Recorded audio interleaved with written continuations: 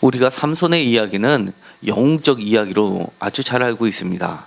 삼손은 그야말로 사사기에서 대표되는 사사임에는 분명합니다.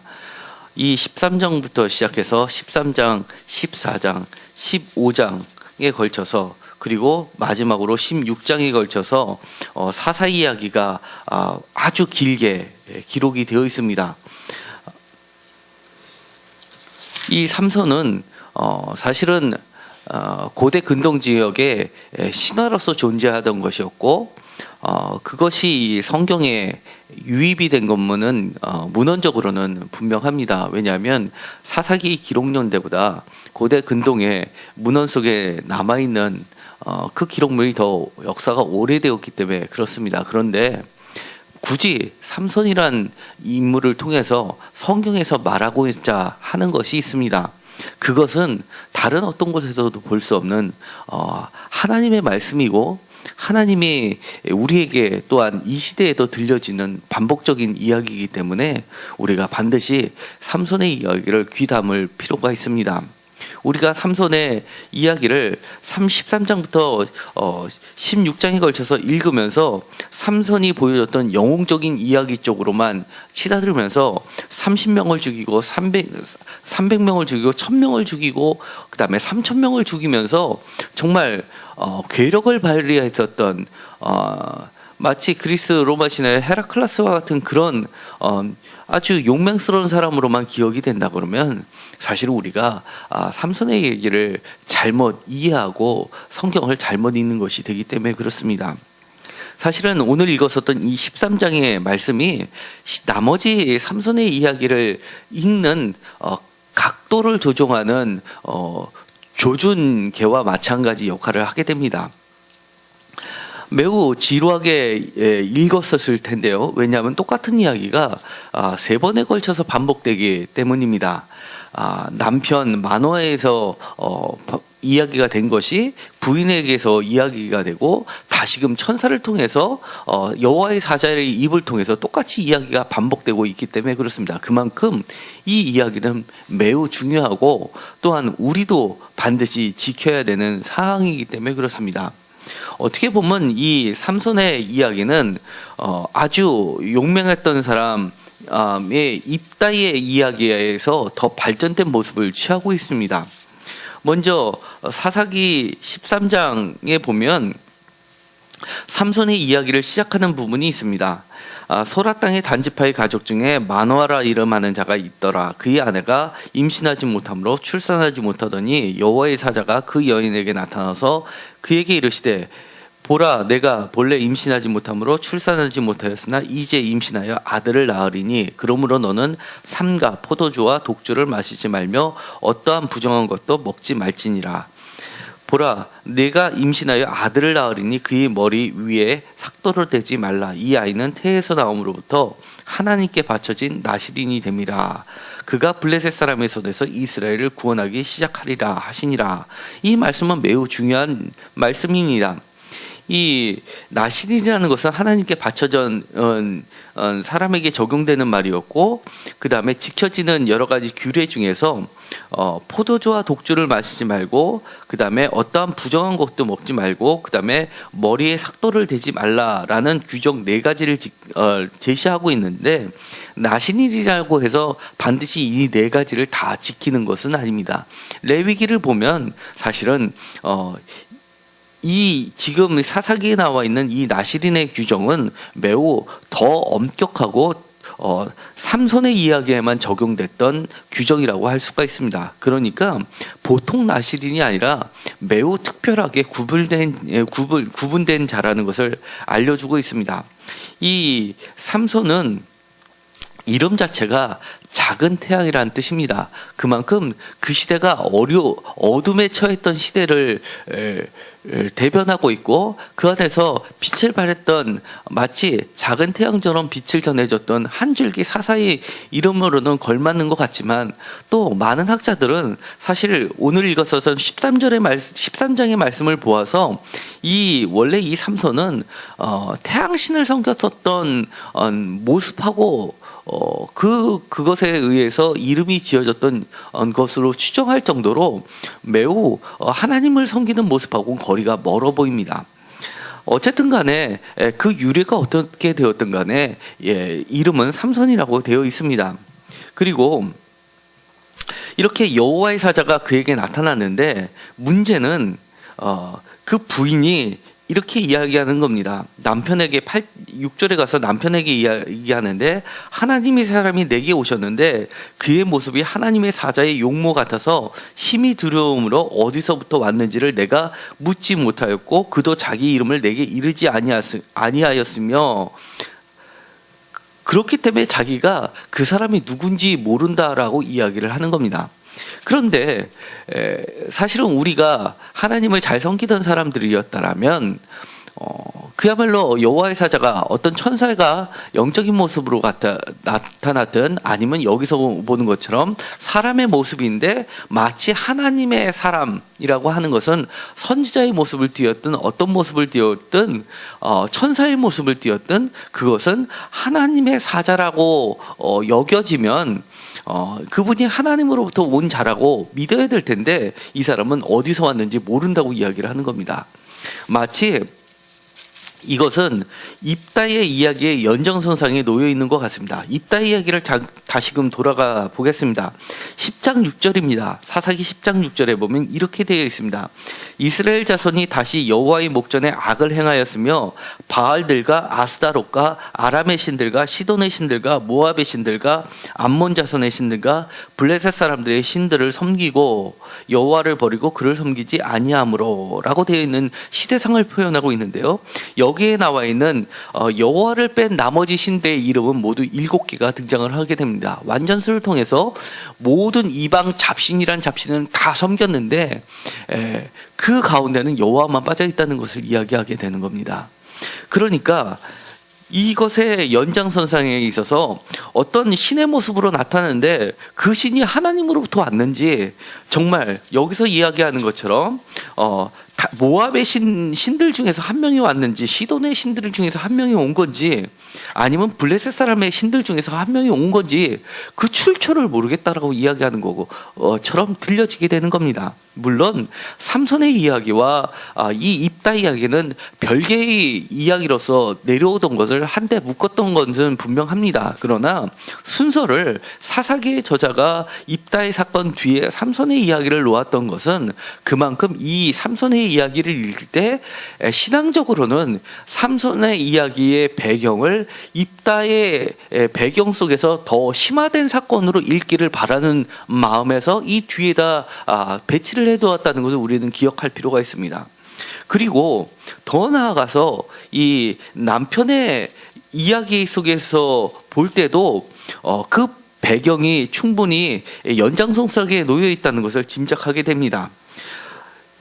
사사기 13장 16절입니다. 여호와의 사자가 마노아에게 이르되 내가 비록 나를 머물게 하나 내가 네 음식을 먹지 아니하리라. 번제를 준비하려거든 마땅히 여호와께 드릴지니라 하니 이는 그가 여호와의 사자인 줄을 마노아가 알지 못함이었더라 라고 되어 있습니다. 그러니까 마노아도 사실은 매우 경건한 집에서 태어난 게 아니라 여러 가지 잡신들을 섬겼던 배경 속에서 하나님의 무조건적인 은혜 가운데 여호와의 사자를 만났다는 것을 우리는 알게 되는 겁니다. 그러니까 알지 못했다라고 이야기하고 그리고 나서 이름을 물어보는데 여호와의 사자가 그에게 이렇게 물어봅니다. 대답합니다. 어찌하여 내 이름을 묻느냐라고 이야기하는 걸 봐서는 이 마노아의 태도가 매우 불신앙적이었다는 것을 알게 해주는 겁니다. 마치 야곱이 처음 하나님과 씨름하면서 취했던 태도와 비슷한 겁니다. 비록 야곱은 정말 하나님을 잘 섬기지 못했던 시절에 택합받아서 그야말로 하나님을 믿는 백성으로 세우시기 위해서 하나님의 주권적인 모습으로 임했다고 한다 그러면 어느 정도는 이해가 되는데 지금 사사기 시대에 와서 이미 하나님을 여러 차례 경험하고 하나님의 주권적인 역사하심으로 출애굽을 경험하고 가나안 땅을 들어간 이 상황에서 이 마노아의 태도는 매우 이해하기 어려운 상황으로 비춰지게 되는 겁니다. 그리고 나서 대답을 하게 됩니다. 기묘자라라고 이야기합니다. 이것은 비밀이다라고 번역을 해놓고 있습니다. 표준세번에서는 비밀이라고 이야기를 하는데요. 이 기묘자라는 것은 이사야서에 보면 예수님을 표징하는 말로서 여러 가지 이름이 나오는데 그 중에 하나가 기묘자라는 겁니다. 그러니까 이 기묘자라는 것은 하나의 여호와의 사자의 사자 중에 한 명으로서 받아들일 수가 있고, 아니면 성령님의 또 다른 이름으로 받아들일 수도 있고, 아니면 하나님의 이름으로 받아들일 수도 있는 겁니다. 어쨌든 간에 이것은 하나님의 속성을 표현하는 말이었고, 이것이 바로 하나님이다라고 말을 해도 과언이 아닌 이름인 것입니다. 그래서 21절과 22절에 보면 그가 여호와의 사자인 줄 알고 그의 아내에게 이르되 우리가 하나님을 보았으니 반드시 죽으리라 라고 하면서 여호와의 사자와 하나님을 동일시하는 것을 보게 되는 겁니다. 비로소 이 마노아도 그 부인도 이분이 바로 하나님의 사자였고 그 출처가 하나님이었다라는 것을 이제서 알게 되는 것을 보게 되는 겁니다. 이처럼 이 시대가 정말 앞뒤 좌우를 분간할 수도 없는 그런 상황까지 내몰렸다는 것을 보게 됩니다. 그리고 여호와의 사자가 명하는 것이 있습니다. 그 먼저 어머니가 되는 삼손의 어머니가 되는 사람한테 명하는 것이 있습니다. 나시린의 규정을 그 어머니가 지키라는 겁니다. 우리가 흔히 알기로는 나시린의 규정은 삼손이 지켰다고 생각하는데, 성경에 보면 이렇게 되어 있습니다. 먼저는 그 어머니가 지키라고 되어 있고, 그 다음에 그것을 남편에게 이야기하니까 남편이 그러면 새로 태어날 아기를 어떻게 키워야 될지 모르니까 다시 한번 그를 불러서 아기는 도대체 어떻게 키워야 됩니까? 물어본 이후에 삼손도 그렇게 어머니와 똑같이 나시린의 규정을 행하라라고 해서 삼손도 나시린으로 자라게 되는 것을 보게 됩니다. 먼저 13장입니다. 13장 4절에 보면 그러므로 너는 삼가 포도주와 독주를 마시지 말며 하면서 주어는 너는입니다. 그러니까 어머니가 되는 겁니다. 그리고 나서 3절에 보면 이렇게 되어 있습니다. 여호와의 사자가 마노아에게 이르되 내가 여인에게 말한 것들을 그가 다 삼가서, 그러니까 이 그는 바로 삼손이 되는 겁니다. 새 번역에서는 이렇게 번역을 했습니다. 13절에는 이렇게 되어 있습니다. 주님의 천사가 마노아의 아내에게 일러준 그 모든 것을 그 아이가 지켜야 하고, 14절 마노아의 아내는 포도나무에서 나는 것은 어떤 것도 먹어서는 안 되고 하면서 이어집니다. 그러니까 어머니가 먼저 나시린의 규정을 지키고 그 다음에 삼손이 지키게 되는 것을 보게 됩니다. 그런데 문제는 이 다음부터가 문제가 되는 겁니다. 사실은 이 정도 했으면 아기를 못 낳는 사람이 본래부터, 여기서는 본래부터라고 이야기를 하는 겁니다. 본래부터 3절에 보면 내가 본래 임신하지 못함으로 출산하지 못하였으나 라고 하는 것을 보면 한나의 경우와도 다릅니다. 이것은 본래부터 임신하지 못했던 여인에게 기적적으로 아기가 임신하는 것을 보게 되면 우리가 보통 그런 일을 경험하게 되면 여호와의 사자가 행했던 것을 아주 잘 지켜야지만 정상입니다. 어찌 그 규정을 안 지킬 수가 있겠습니까? 그것도 블레셋 사람의 손에서 구원하겠다라고 이름을 이야기해 주는데도 불구하고 그 규정을 이 어머니도 나중에는 어기게 됩니다. 물론 삼손은 더할 나위 없이 삼손이 먼저 깨기 시작하는 겁니다. 결국 삼손은 이 사사기 전체 중에서 정말 이거는 사사라고도 할 수 없는 막장 드라마를 연출케 하는 막장 사사라고 할 수가 있습니다. 저는 그래서 삼손을 다른 말로 표현하면 적당한 말이 무엇이냐라고 묻는다면 막장 삼손이라고 이야기를 할 정도입니다. 왜냐하면 14장 후에부터 이 삼손의 이야기가 본격적으로 시작이 되는데요. 13장 맨 마지막에 여호와의 영이 그를 움직이기 시작하였다라고 하면서 여기서는 여호와의 영이 단순히 그를 움직인다라고 되어 있는데, 그것이 14장 6절에서 보면 여호와의 영이 삼손에게 강하게 임하니라고 발전되는 모습을 보여주게 됩니다. 그런데 여기에서 여호와의 영이 삼손에게 강하게 임하니에서 강하게 임하니라는 표현이 똑같은 히브리어 원어가 다른 데서는 강하게 채다라는 뜻으로 쓰일 때도 있고요, 그 다음에 쪼개다라는 뜻도 있습니다. 그러니까 여호와의 영이 삼손을 머리부터 발끝까지 관통하니라고 해석해도 되는 겁니다. 그래서 우리가 여호와의 말씀은 날선 검으로도 표현을 하는 이유가, 우리의 심령을 쪼갠다라고 쓰는 표현이 바로 헬라어로 기록이 되어 있지만 히브리어로 바꾼다면 바로 이것처럼 여호와의 영이 강하게 임하는 사건을 이야기를 하는 겁니다. 그래서 여호와의 영이 강하게 임하니까 삼손이 아무것도 없이 그 사자를 염소 새끼를 찢는 것 같이 찢어버리게 됩니다. 그런데 5절에 보면 삼손이 그의 부모와 함께 딥나에 내려가서 딥나의 포도원에 이른즉 되어 있습니다. 여기서는 포도원에 단순히 지나가는 것처럼 보는데, 사실은 포도에서 나는 것은 먹지도 말라라고 하는 것은 그야말로 처음부터 어머니도 지켜야 되고 그 다음에 삼손도 지켜야 되는 규정인데, 벌써 지나가는 곳 자체가 그리고 살고 있는 곳 자체가 매우 그 규정을 지키기 어려운 환경 속에서 계속 크고 있다는 것을 전제로 하고 있습니다. 그뿐만이 아니라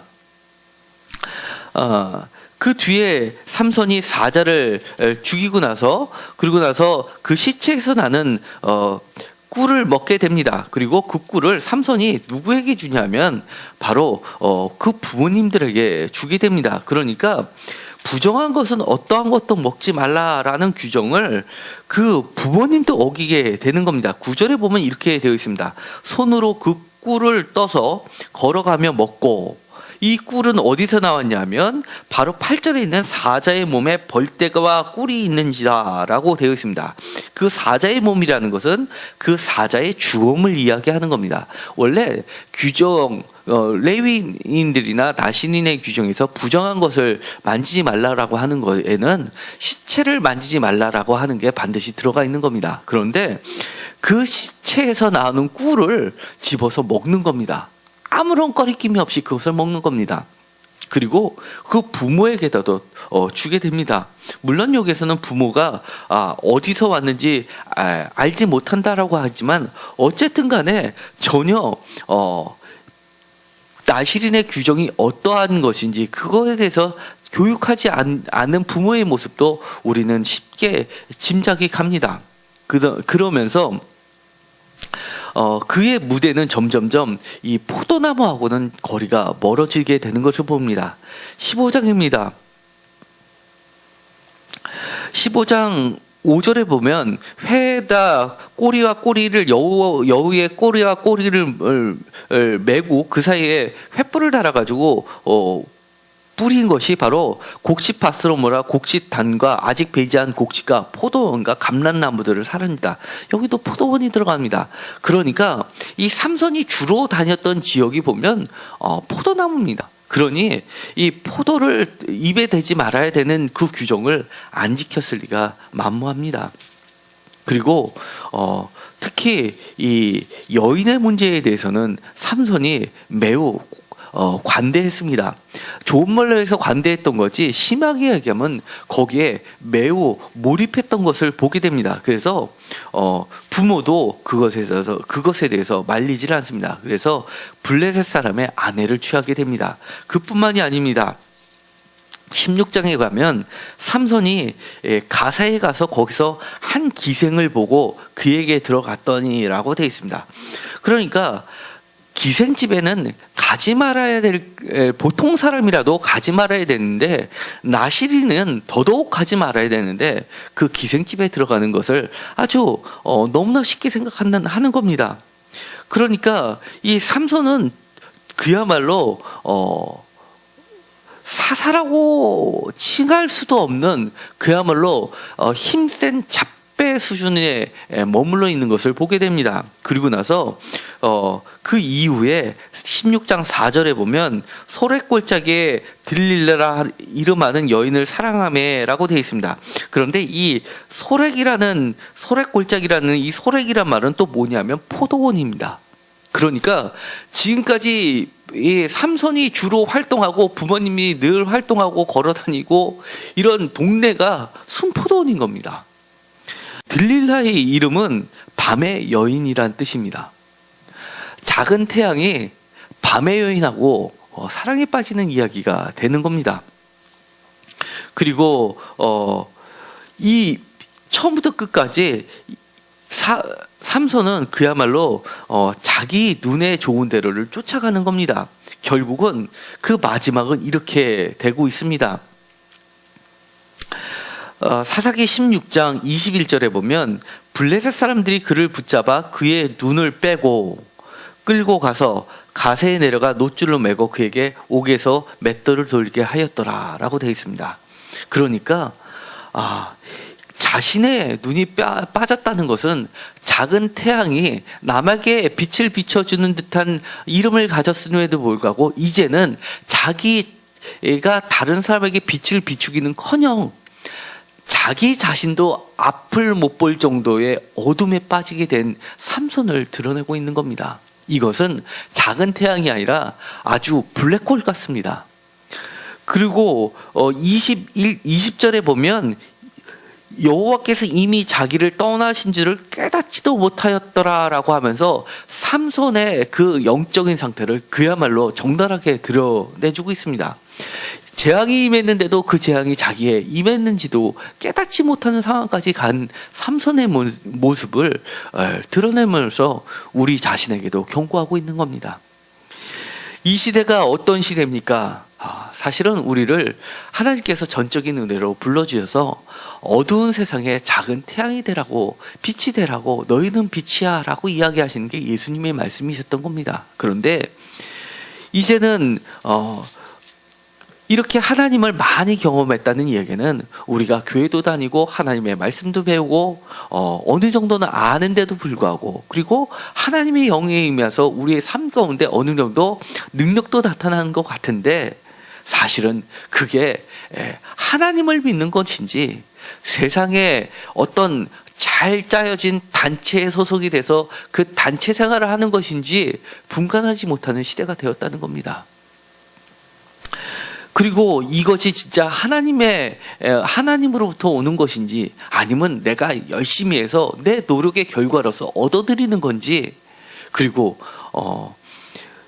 아니면 심리학에서 오는 건지, 이 세상의 지식에서 오는 건지 분간도 못하는 시대가 되었다는 것을 이야기하는 겁니다. 그 결말은 오늘 삼손이 이야기해 준 바로 그런 상황까지 갈 수 있다는 것을 경고하고 있는 겁니다. 사실은 오늘날에 점점 대형화되다 보니까 그 안에서 모든 것이 다 해결이 됩니다. 거기 가면 정말 좋은 사람도 만나게 되고요. 그 다음에 새로운 사업도 시작할 수 있고요. 그 다음에 거기서 여러 가지 자녀들의 교육도 잘 할 수가 있는 시대가 됐습니다. 심지어 어떤 데서는 승마 교실도 열고 있고요. 골프 교실도 열고 있고요. 수영 교실, 스키 교실은 이미 보편화가 되어 있을 정도입니다. 그런데 그 많은 프로그램 중에서 정말 하나님의 말씀을 가르치려는 아주 기본적인 것이 그 나머지 것들에서 함몰되는 시대가 되어 있지 않나라고 우리는 잠깐 생각해 볼 필요가 있습니다. 그런 것들이 다 필요 없다라고 하는 것이 아닙니다. 물론 규모가 커지면 또 그만큼 더 큰 하나님의 일을 감당할 수 있는 것은 분명합니다. 그리고 하나님이 맡겨주셨다면 열심히 일해서 2배, 3배, 4배, 10배 결실을 맺는 건 당연합니다. 그런데 커지면 커질수록 삼손이 지금처럼 하나님의 영이 움직이기 시작하다가 강하게 임해서 놀라운 일을 발휘해서 30명에서 300명으로 1000명으로 3000명으로 늘어나는 과정 중에서 점점 하나님의 영이 떠나가는 것을 깨닫지 못하게 되지 않을까라고 하는 것에 우리는 초점을 맞출 수가 있다는 겁니다. 그렇게 큰 교회가 잘못됐다라고 이야기하는 것이 아니라 이 작은 세임교회도 우리 세임교회가 점점점 커지기 시작할 때 반드시 우리가 내 자신을 돌아볼 필요가 있다는 겁니다. 언제나 아주 가장 기본적인 거에서 벗어나지 않아야 되는 신앙, 하나님의 진리 가운데서 처음에 시작이 됐다면 그것을 끝까지 붙잡고 가는 것이 오히려 참다운 사사로이서의 역할을 감당할 수 있다는 것을 깨닫게 된다는 겁니다. 이것은 남을 이야기할 것도 없습니다. 남은 구원해 놓고 나는 구원에 이르지 못하는 그 안타까운 것을 겪지 않기 위해서 제 자신도 이 삼손의 사건을 통해서 돌아봐야 되는 것이고 끊임없이 채찍질을 해야 되는 겁니다. 혹시나 여러분들도 다시 한번 내 자신이 어떤 프로그램이나 다른 것들에 함몰돼서 정작 집중해야 될 것을 놓쳐가고 있지 않나 한 번쯤 돌아보시고 이제 새로운 새해가 시작되는 날이 불과 하루 이틀뿐이 남지 않았습니다. 정리할 것은 정리하고 새해에는 정말 내년에는 하나님의 말씀에 대해서 더 집중해보자. 그리고 작은 것이라도 바로 알고 실천해보자라고 한번 결단하는 시간이 되었으면 좋겠습니다. 기도하고 마치기로 하겠습니다. 하나님 감사합니다. 삼손의 이야기는 남을 향해서 지적질하라고 주신 말씀이 아닙니다. 내 자신을 돌아보라고 주신 말씀이라는 것을 다시 한번 깨닫게 됩니다. 전적인 은혜로 이것이 하나님인지 하나님이 아니고 다른 것인지도 모르는 분간조차도 못하는 상황 속에서 하나님께서는 은혜 가운데 은혜로 저희들에게 임하셨는데 우리가 그 은혜를 잊어버리지 않게 하여 주옵소서. 하나님의 영이 강하게 임하고 정말 놀라운 기적적인 일들이 우리 삶 가운데 일어날 때일수록 우리가 가장 기본적인 것, 하나님의 진리에 바로 서는 것에 충실할 수 있게 하여 주옵소서. 하나님이 최초에 명하셨던 그 말씀에 벗어나지 않게 하여 주시옵시고 그 말씀을 끝까지 지켜나가는 자들이 되게 하여 주옵소서. 이제 올해가 며칠 남지 않았습니다. 이제 7가지 온갖 우상 종합 세트를 이제는 버리게 하여 주시옵시고 오직 하나님만 우리가 주님으로 섬기게 하시고 그 하나님을 하나라도 더 깊이 알려고 노력하는 우리들이 모두 되게 하여 주옵소서. 예수님의 이름으로 기도드렸습니다. 아멘.